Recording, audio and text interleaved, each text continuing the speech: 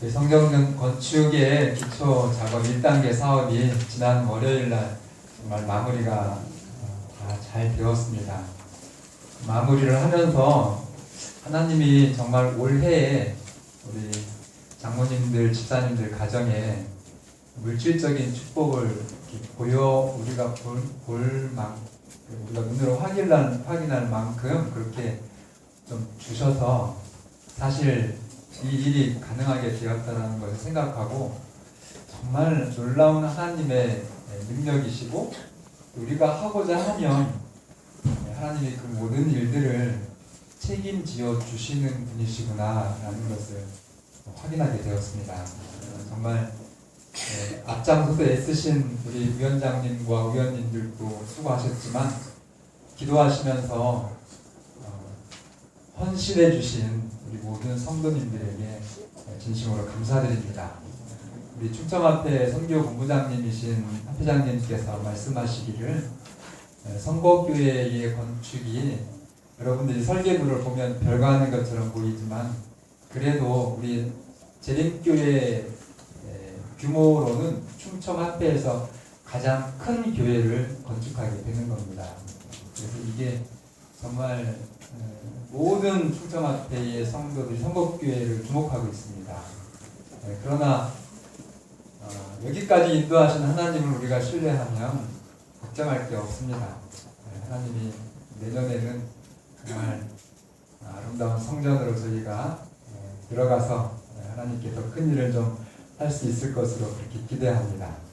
또 어제 저녁부터 시작된 행복 섬김 전도 학교가 저희 성곡교회에 하나님의 또 특별한 축복인 것 같습니다. 지금 현재 저희 교회가 개척대하고 우리 노인반까지 치면 주보의 가운데에 나와 있는데 132명이더라고요. 근데 놀랍게도 새로 건축하는 건축교회의 의자가 사무실 빼고 264석입니다. 그 무슨 의미예요? 예, 딱 지금에서 한 분씩만 인도하시면 끝납니다. 그래서 그 일을 위해서 어제 저녁부터 저희가 정말 혼연일치되어서 하나님께 기도하고 하나님이 시키는 대로 한번 실천해보자. 근데 그 중심 내용은 섬김입니다. 전도가 어려운 것이 아니라 행복한 것이다. 그리고 기존에 우리가 했던 전도에 여러 가지 어려움도 있고 또 실패도 경험했다고 하면 정말 성공이 보장된 행복 섬김 전도 학교에 금요일날 여러분들이 출석만 하시면 됩니다. 그리고 믿음으로 그 학교를 따라가시는 성곡교회가 되어서 건물만 크게 짓는 것이 아니라 정말 그 안에 실제 성전이 되는 우리 성도들이 정말 내년에 배가 되기는 어렵겠지만 그래도 한 절반 정도라도 채워서 들어가야지 그 큰 교회가 썰렁하지 않지요. 정말 아름다운 일을 기대하면서 함께 협력해 주시는 우리 모든 성도들이 되기를 바랍니다. 그래서 오늘 우리 부장선생님 네 분이 오셔서 음악 잔치도 해주셨고 우리 큰 엄마 교회죠. 입장교회에서 떡도 보내왔습니다. 그래서 정말 기념 잔치 안식이 되는 것 같고요. 그리고 섬김에 있어서는 우리가 다 이제 이번 주부터 여러분들이 제가 어제 숙제 낸 것들을 기억하면서 실천을 좀 하셔야 되는데 저 뒤에 김수영 형제 잠깐만 좀 일어나실까요? 일어나서 저분을 좀 봐주시기 바랍니다. 아직 이제 쑥스럽죠. 빨리 앉으세요. 신뢰도 받지 않으시고 정말 저희 교회 가장 막내이신데 봉사로는 1등입니다. 어떤 장로님도 저분만큼 봉사를 아직은 못하시는 것 같아요. 굳은 일들은 저분이 다 하셨거든요. 안식일날 오후에 저분이 시간 나는 대로 저희에게 이렇게 계속 우리 활동이 많기 때문에 요청들이 들어옵니다. 그러면은 선생님 이렇게 좀 해주십시오 하면은 한 번도 거절이 없어요. 네, 맞습니다. 네. 그렇게 하시거든요. 그래서 저분을 본받아서 정말 저희가 하나님의 사랑을 실천함으로 진정한 섬김이 우리 지역사회에 퍼져나가게 되기를 간절히 바랍니다. 오늘 말씀의 제목은 성경의 하나님이란 제목으로 말씀을 드리겠습니다. 하나님은 하느님과 동일 의미로 사용되는 표준어입니다. 하늘과 님이 결합된 단어인데 사전의 뜻을 보면 우주를 창조하고 이 제 말이 아니에요. 표준어 국어 사전에 공증된 그런 정의인데요. 하나님이라고 하면 하느님과 똑같은 말인데 우주를 창조하고 주재한다고 믿어지는 초자연적인 절대자. 종교적 신앙의 대상으로서 각각의 종교를 따라 여러 가지 고유한 이름으로 불리는데 불가사의한 능력으로 선악을 판단하고 길흉화복을 인간에게 내리는 것으로 알려져 있다. 이것이 이제 일반적인 의미의 하나님입니다. 그래서 하나님 맙소사 할 때 그 하나님이 바로 이런 하나님이세요. 그러니까 우리가 기막한 일을 당하거나 또 기막한 일들을 볼 때 몹시 탄식하면서 이렇게 하나님 맙소사라고 하는 표현을 하는데 두 번째 뜻은 이 두 번째 뜻이 저희가 성경에서 찾는 하나님에 대한 정의입니다. 개신교에서는 하나님이라고 하고 구교인 천주교에서는 하느님으로 칭합니다. 천지의 창조주시고 전지전능하시고 영원한 존재로서 우주 만물을 섭리로 다스리시는 유일신, 우리가 믿고 의지하는 이 하나님이 두 번째 의미의 하나님이십니다. 창조주시고 전능하시고 영원하시고 유일하신 그 하나님. 오늘은 그래서 이 하나님을 사전의 정의, 우리가 익히 알고 있는 정의가 아니라 성경에서 말하는 하나님이란 도대체 어떤 분이신지를 성경에서 직접 찾아서 들어보겠습니다. 출애굽기 20장 1절로 2절, 하나님이 이 모든 말씀으로 말씀하여 이르시되, 2절에 있는 말씀은 나는 너를 애굽 땅 종되었던 집에서 인도하여 낸 내 하나님 여호와니라. 이 출애굽기 20장 1절과 2절은 그 유명한 십계명의 도입부입니다. 서론이라고 할 수 있는 십계명은 전 세계에서 문자 시대 이후로 가장 유명한 성문법입니다. 웬만한 사람들은, 그래서 교회를 안 다녀도 상식이 있는 사람들은 십계명이 뭔지를 알아요. 제1계명은 나 외에는 다른 신들을 내게 있게 말지니라. 하나님만을 섬기라는 거죠. 이제 성급한 사람들은 십계명의 제1계명 나 외에는 다른 신들을 내게 있게 말지니라. 그래서 기독교의 하나님은 욕심쟁이 하나님, 이기적인 하나님, 독선적이야 이렇게 하지만 여러분 정말 이 나 외에는 다른 신을 섬기지 말라고 하는 계명만큼 아주 지독한 사랑의 계명은 없습니다. 그러니까 이해하고 나면 오늘 그 이해도 좀 여러분들이 도움을 받으시기를 바랍니다. 두 번째는 우상을 만들지 말라. 세 번째는 하나님의 이름을 망령되이 부르지 말라. 네 번째는 안식일을 기억하여 어떻게 지키라? 다섯 번째는 부모를 공경하라. 또 살인하지 말라. 간음하지 말라. 도둑질하지 말라. 이웃에게 거짓 증거하지 말라. 또 10번째는 이웃의 재물을 탐내지 말라. 세상 학자들은 이 십계명을 함무라비 법과도 비교를 많이 합니다. 그러나 이 함무라비 대왕의 법전은 인간의 법전이고요. 십계명은 하나님의 정말 비교할 수 없는, 그리고 사람에게 가장 중요한 그런 법인 것입니다. 이 십계명의 출처는 성경 66권 중에 가장 처음 책인 모세의 오경의 핵심 내용인데요. 이 모세 오경은 2006년도에 세계의 종교 통계를 좀 살펴보면 왜 2006년 통계냐, 이 통계가 쉽지가 않아서 그렇습니다. 굉장히 최근 통계입니다. 기독교 인구가 전 세계 65억 중에서 21억 5천만 명입니다. 전 세계의 33%가 그래서 제1 종교예요. 가장 많은 사람들이 믿는 종교가 기독교입니다. 두 번째가 무슨 종교일까요? 네? 이슬람교입니다. 13억 3천만 명인데 20.5%. 우리나라에는 사실 이분들이 뭐 근로하러 오셔서 그리 많지는 않은 것 같지만 여러분 우습게 보시면 안 돼요. 세계 인구의 5명 중에 1명은 이슬람교입니다. 불교는 그럼 몇 명일까요? 우리나라는 불교가 절대 다수인 것처럼 우리가 느껴지지만 단지 불교는 3억 8천만입니다. 약 5.8%. 그래서 세계 제1, 제2 그 대형 종교가 다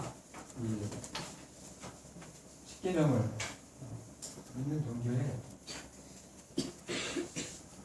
여러분 한국 민족 신앙이 단군 신앙이거든요. 이걸 이제 대종교라고 통칭하는데 약 50만 됩니다. 제가 지난주에 천안중앙교회에서 5회 집회를 지난주인가요? 그러면서 저희가 재림교회가 이제 한 1,400 세계적으로 그렇게 되는데 저희는 워낙 그 숫자가 그리 많지 않은 것이라고 했는데 이게 세계 종교의 그 통계로 보면 굉장히 큰 교단입니다. 10위권에서 15위권 이 정도 들어가는 그런 규모예요. 굉장한 거더라고요. 그래서 우리가 정말 우리 민족, 우리 대한민국 한민족의 존엄성을 얘기할 때는 이 단군에 대한 그 소중함을 사실은 자랑하고 말해야 되지만 그러나 정말 하나님, 신이라고 하는 분이 계셔서 인간을 사랑하고 인간을 구원하는 분이라고 하면 여러분 대한민국의 이 한민족만 구원하면 될까요? 또 불교인들만을 구원하는 하나님이라고 하면 여러분 그게 이해가 될까요? 단기도 정말 소중하고 불기도 우리가 소중하지만 5대양 6대주의 전 세계의 모든 정말 민족 국가를 초월해서 전 세계가 공인하고 있는 이 십계명의 하나님 그 여호와가 주인인 AD와 BC 서기 올해 몇 년이에요? 2014년 이 서기의 주인공인 예수님만이 진정한 하나님이 될 수 있다는 것입니다. 여러분 찾아보세요. 이 성경에 십계명의 서론에 등장하는 이 하나님 말고 다른 유일신이 있는지 찾아보시면 제가 상금 드릴게요. 여러분들보다 훨씬 똑똑하고 훌륭한 유대인들로부터 포함해서 그 세계의 문명을 이끌어간 유럽 사람들로부터 시작해서 그 사람들이 이제 미국으로 건너가서 정말 이 지금 현재 전 세계의 선진 국가로 이 세계를 이끌어가고 있는 사람들이 다 죄다 어떤 사람들이라고요? 이 성경의 하나님을 믿는 사람들이라고 하는 것을 여러분들이 부인할 수 없습니다.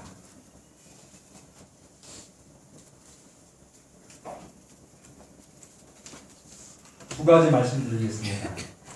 하나님은 그래서 오늘 말씀 예. 자, 2절 보시면 2절 같이 한번 다시 읽겠습니다. 시작. 나는 너를 애굽 땅 종되었던 집에서 인도하여 낸 내 하나님 여호와니라. 이 성경의 하나님은 이스라엘을 애굽 땅 종살이에서 해방시켜 주신 그런 하나님으로 오늘 말씀하십니다. 성경이 얘기하시는 하나님은 애굽에서 종살이하던 당신의 백성들을 구원해낸 하나님. 이해하시죠? 뭐 정확하게 어느 분도 다 보고 확인할 수 있는 성경의 하나님이십니다. 여러분, 이 고대의 노예라고 하는 것은요, 주인의 소유물입니다. 저도 어렸을 때 저희 마을에 부잣집에 머슴이 있었거든요. 이게 그렇게 오래전 얘기가 아니에요. 근데 고대 시대에 이 근동의 노예제도, 노예 그 제도를 보면은 얼마나 이 노예의 그 운명이 비참한지를 알 수 있어요. 그러니까 노예는 주인의 소유물, 그러니까 동산입니다. 자기 자신의 어떤 권리가 전혀 없어요. 노예는 그저 물건으로 취급합니다. 그래서 노예 자신이 자기 재산을 소유할 수가 없습니다. 물건처럼 매매되고 또 주인이 빌려주기도 하고 서로 맞바꾸기도 합니다. 뭐를요? 예, 종을, 노예를. 그리고 자기 부인일지라도 주인이 취하면 어디 가서 호소할 수가 없어요. 심지어 노예면 자기 자녀를 주인이 취해도 법적으로 문제가 안 됐습니다. 그만큼 정말 비인격적인 그런 취급을 받고 살아가는 사람들이 노예였어요. 주인이 이 노예를 마음대로 고문을 할 수 있습니다. 기분 나쁘면 그러다가 어떤 고문을 다 해도 항거하지 않고 받아야 돼요. 여러분이 지금 사실은 이걸 조금만 깊이 설명드리면 오늘 여러분과 제가 마귀에 의해서 그런 고민과 그런 정말 값싼 취급들을 다 받고 살아가고 있는 형편입니다. 또 이걸 육체적으로만 여러분들이 이해하시지 마시고 이 고대 종의 치명성은 세습이에요. 세습이라는 말이 뭔지 압니까? 정말 아무 죄도 없이 내가 이 땅에 태어났는데 갑돌이는 자유인이고 나는 뭐예요? 누구 때문에? 엄마 때문에로 이렇게 하기도 했는데 우리 조선시대 보면은요 우리나라의 이 노예제도는 종모우 종부 제가 한문을 잘 몰라서 어쨌든 뜻은 이렇습니다. 부모의 어느 한쪽만 노비라고 해도 그 자식은 다 노비로 그렇게 인정받는 가혹한 신분 제도가 있었습니다. 그런데 하나님은 뭐라고요? 나는 너를 애굽 땅 종되었던 집에서 인도해낸 내 하나님 여호와니라. 감사합니까? 정말 사랑의 하나님이십니까? 하나님은 이스라엘을 그 노예의 신분에서 해방시켜 주신 분이십니다. 더 이상 신체와 정신을 차압당하지 않고 원하는 것을 무엇이든지 할 수 있고 아멘입니까?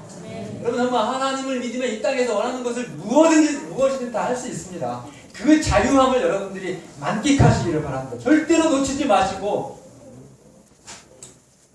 더 이상 그리고 그들은 원하는 곳에 어디든지 갈 수 있고 자기의 재산을 소유하고 원하는 삶을 살아갈 수 있게 되었습니다. 이 성경의 하나님은 말할 수 없는 은혜의 하나님이십니다. 구약의 이스라엘은 신약으로 건너오면서 육적인 이스라엘에서 전 세계의 그리스도인으로 영적인 이스라엘로 전환이 됩니다. 그래서 오늘날 하나님의 자녀인 그리스도인들이 이스라엘이 되는 것입니다. 자, 그걸 그대로 표상적으로 너무 쉽고 단순하기 때문에 설명드립니다. 자, 애굽은 요한계시록 11장 8절에 보면 영적으로 죄악 세상인 이 세상입니다. 신약시대의 애굽은 성경의 기자들에게 관심받게 나라가 되었기 때문에 그 나라가 실제 애굽이 될 수가 없어요. 바로 왕은 이 세상의 왕인 사단을 뜻합니다. 요한복음 8장 44절 너희는 너희 아비 마귀에게서 났으니 그는 처음부터 살인한 자요 거짓말쟁이요 거짓의 아비 라고 말하죠. 이 사탄의 거짓 속임수로 최초의 조상이 범죄를 하고 그 결과 모든 사람이 죽게 된 것입니다. 로마서 5장 12절 그러므로 한 사람으로 말미암아 죄가 세상에 들어오고 죄로 말미암아 뭐가 왔나니? 사망이 왔나니 이와 같이 사망이 모든 사람에게 이르렀느니라. 로마서 5장 17절 한 사람의 범죄로 말미암아 사망이 왕노릇하였은즉 그래서 이 땅의 모든 인간이 히브리 2장 15절의 말씀처럼 죽기를 무서워함으로 일평생 매여 종노릇하는 사망의 종이 된 것입니다. 사망의 반대는 뭐죠? 똑똑하게 대답해 보십시오. 사망의 반대는? 생명의 반대는 뭡니까? 사망, 죽음이죠. 그래서 모든 사람이 한 사람도 예외가 없이 사망의 종이 되어서 죽게 되었는데 이 성경에 하나님이 인간에게 죽게 된 인간에게 생명을 주신 것입니다. 이게 여러분 그냥 고개만 끄덕이고 그렇게 살짝 아멘할 사실인가요? 요한복음 3장 16절 하나님이 세상을 이처럼 사랑하사 독생자를 주셨으니 이는 그를 믿는 자마다 멸망치 않고 영생을 얻게 하려 하시니라. 로마서 5장 17절 한 번 더 읽습니다. 한 사람의 범죄로 말미암아 사망이 그 한 사람을 통하여 왕노릇하였은즉 더욱 은혜와 의의 선물을 넘치게 받는 자들은 한 분 예수 그리스도를 통하여 생명 안에서 왕노릇하리로다. 그래서 이 성경 하나님의 최고의 교훈이 되는 십계명 제1계명이 너는 나 외에는 다른 신을 내게 두지 말라 말씀하신 것입니다. 왜요? 이 유일신, 이 절대 하나님 외에는 여러분과 제가 살 길이 없습니다. 찾아 오셔야 했습니다. 현대 종교다원주의라는 것이 있는데요. 사람들 말이 참 재밌어요. 근데 굉장히 그럴듯해서 많은 지식인들이 이 다원주의의 영향을 받습니다. 부족한 목사들까지 신부들까지 그렇게 되는 경향도 있습니다. 뭐냐면 모든 종교에 다 진리가 맞는 것이 있고 구원이 있다는 것입니다. 그래서 이 정상은 천국은 하나인데 정상 가려면 등산로가 하나만 있으니까 이렇게 여러 갈래 있으니까 뭐 기독교도 좋고 불교도 좋고 뭐 힌두교도 좋고 뭐 무한교도 다 좋아서 결국은 어디를 간다고요? 다 구원받게 되어 있으니까 서로 네가 옳다 내가 옳다 싸우지 말고 그냥 다 존중해주고 편안하게 살아라. 누구 진리 누구 이론입니까? 예, 여러분들 정말 아주 기묘하게 그 이론으로 여러분들의 영혼을 올바서 정말 멸망하게 하는 사단의 이론입니다. 단언합니다. 기독교인은 원수도 사랑하죠? 맞습니까? 예, 그래서 불교인, 힌두교인 당연히 포용하고 그들을 사랑합니다. 그러나 생명의 구원은 성경 외에는 없습니다. 우리가 그 불교인들의 양심과 선행을 100% 인정합니다. 그러나 그런 불교인들의 선행이 구원을 주지는 못합니다. 동서복음에 동양과 서양 정말 전 역사를 통해서 3대 성인 하면 이 땅에 태어난 최고의 정말 훌륭한 도덕가 또 스승 누구입니까? 공자, 석가. 여러분 그분들의 높은 도덕과 그분들의 어떤 깨달음이 많은 범인들의 인생의 고뇌와 질서에 굉장히 많은 도움을 주고는 있습니다. 그러나 죽음 앞에서는 정말로 그들의 깨달음과 그들의 어떤 높은 도덕이 무력해서 공자도 죽어 무덤으로 갔고 석가도 죽어, 불교 믿는 분들은 다 태우죠, 시체를. 그래서 뭘 던집니까? 가끔 우리 한국에 부처님 손가락 살이 옵니까? 네, 그러면 전국의 불교인들이 뭐 엄청나죠. 그거 가서 한번 보면서 빌려고. 여러분, 이 세상에 제가 지금 퀴즈 드리는 거예요. 대답 좀 해보세요. 이 세상에 태어는 났는데 죽지 않았다는 사람을 여러분들이 보셨거나 혹시 들으셨습니까? 예? 못 들었어요? 그럼 왜 못 들으셨지? 뭐 이것도 저것도 다 옳다며요. 다 구원이 있다며요. 여러분, 이 첨단 시대에 북한의 김정은이 그 다리 부러졌다는 소식도 전 세계에 공개되는 시대에 6,000년의 세계 역사와 현재 65억의 전 세계인들 중에서 뭐 지금까지 아직 죽지 않고 최장수한 어떤 뉴스들은 제가 가끔 봐요. 그러나 그 뉴스를 들으면 여러분 행복합니까? 굉장히 서글퍼요. 그죠? 왜냐하면 금방 죽을 걸 알기 때문에. 그리고 그 최장수 할아버지든 할머니든 할머니가 더 많으신 것 같더라고요. 남자가 더 일찍 죽는가 봐요. 근데 그런 할머니의 모습이 정말 축복이고 여러분들이 볼 때 정말 매력적인 모습이던가요? 여러분, 정말로 안 죽고 계속 산 사람은 한 사람도 없습니다. 네, 어떤 분이 있다고 그랬는데 진짜 오직 단 한 분만을 제외하고는 그분이 누굽니까? 요한복음 11장 25절로 26절 예수께서 가라사대 나는 부활이요 생명이니 나를 믿는 자는 죽어도 살겠고 무릇 살아서 나를 믿는 자는 영원히 죽지 아니하리니 이것을 내가 믿느냐? 이렇게 말씀하신 대로 예수님은 정말 부활, 다시 부활은 오래 사는 게 아니에요. 그죠? 부활이라고 하는 말은 완전히 죽었어.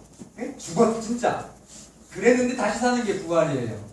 기독교의 하나님께서 여러분들에게 주시는 기독교의 구원은, 기독교의 축복은 오래 사는 장수가 결코 아닙니다. 오늘 우리 어린이 설교 시간에 정말 아픈 분들 정말 감사할 거는 최영희 집사님이 지난 화요일날 여러분들이 간절히 기도했잖아요. 그 다음날 수술을 하셨는데 심장 전문, 제가 뭐 의사는 아니지만 그 심장 전문 그 과에서 계속 근무한 간호사에게 제가 직접 들은 말입니다. 이게 임상에서 들은 말이에요. 저 정도 수술이면 20, 30대 젊은 사람도 빨라야 3박 4일 깨어나는데 걸린답니다. 근데 우리 최영희 집사님 언제 깨어난지 아세요? 너무 오래 걸려가지고 돌아가시는 줄 알았어요. 그리고 그 의사가 정말 유능하신 분임에도 불구하고 난 최선을 다했습니다. 못 일어날 수도 있습니다. 이러고 가셨어요. 그래가지고 박기문 집사님이 너무 참 기가 막히잖아요. 그죠? 그랬는데 수술한 날, 그날 밤에 깨어나셨습니다. 네. 누구의 은혜, 누구의 능력일까요? 여러분들이 정말 어려울 때 이 생명의 근원이 되시고 진짜 의사 되신 하나님께 기도하셔야 됩니다. 정말 기도로 도와주는 우리 모든 성도님들 정말로 감사드리고요. 그러나 그렇다고 이 최영희 할머님이 안 들어가십니까? 네, 그래서 정말 진정한 치료, 여러분들이 그렇게 원하는 완전한 건강 누가 주시는 겁니까? 부활의 예수님이 주시는 것입니다. 그래서 여러분, 이 세상에 오직 예수님의 무덤만 빈 무덤입니다. 공자님 무덤은 산둥성에서 중국인들이 이렇게 숭배를 하고 있더라고요. 거기 잘 주무시고 계신 거죠?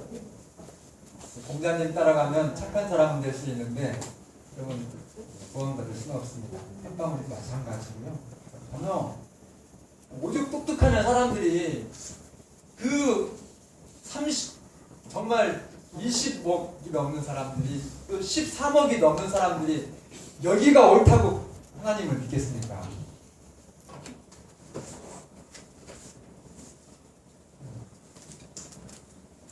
예수님은 한 부자에게 이렇게 얘기했습니다. 농사가 너무 잘 돼가지고요. 소출이 풍성해서 막 곡간을 헐었어요. 더 크게 지었어요. 그리고 여러 해 쓸 물건을 많이 쌓아두었으니 이제는 편안히 쉬고 먹고 마시고 즐겁게 살자. 그렇게 했는데 뭐라고요? 하나님은 이르시되 어리석은 자여 오늘 밤에 내 영혼을 도로 찾으리니 그러면 내 준비한 것이 네 것이 누구의 것이 되겠느냐. 여러분, 하나님은요 무조건 믿으셔야 됩니다. 지금까지 믿을까 말까 한 분들은 정말 오늘 이 말씀 기회를 다시 여유 부리시면서 넘기시지 마시고 믿으시기를 바랍니다. 침례 받으시기를 바랍니다. 그렇게 하셔서 죽음의 문제를 해결해 놓으시고 이 땅에서 여러분들 정말 사망의 그 모든 여러분들의 인생을 옥죄해 있는 것들에서 해방되신 다음에 정말 이 세상을 향해서 날아가시기를 간절히 바랍니다. 그 멋진 여러분들의 인생을 정말 설계하시고 죽음에 무서워서 두려워 떠는 사람들보다 그 죽음을 해결한 하나님의 자녀들답게 이 세상을 좀 뒤흔들고 나가셔서 하나님의 영광을 드러내시는 거침없는 인생을 살아가시는 여러분과 제가 되길 간절히 바라면서 말씀을 드리겠습니다.